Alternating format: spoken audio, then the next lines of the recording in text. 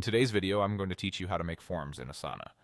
By the end, you'll know how to sign in, create a form inside a project, add questions, fine-tune settings, preview, publish, and share it so your team can start submitting requests right away.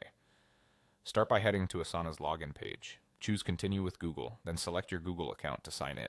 If you work in multiple workspaces, make sure you're in the right one and that you have permission to edit the project you're using.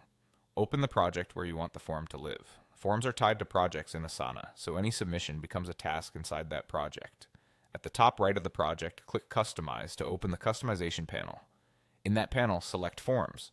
This is where all forms for the project are created and managed. Click Add to create a new form. The form builder opens with two main areas. On the right, you'll see a live preview of what your form will look like to submitters. On the left, you'll find controls for editing the form name and adding or arranging questions. You can drag and drop questions into the preview and rename the form to something clear and specific so people know exactly what it's for. In the right side panel, switch to Questions, then click New Question to add your first prompt. Open the Type dropdown to choose the most suitable format for the information you need.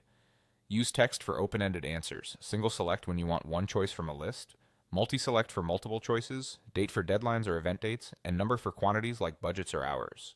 Clear labels and brief descriptions help submitters give you high-quality answers. For each question, decide whether it's required. Toggle Required on for the essentials you must collect every time and leave it off for optional context. You can reorder questions to guide people through the form logically, from high-level details to specifics.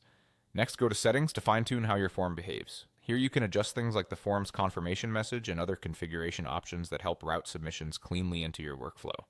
Small tweaks here can save a lot of triage time later. When you're ready to check your work, click View Form to open the full preview. Try a quick test submission to make sure choices, required fields, and wording feel right.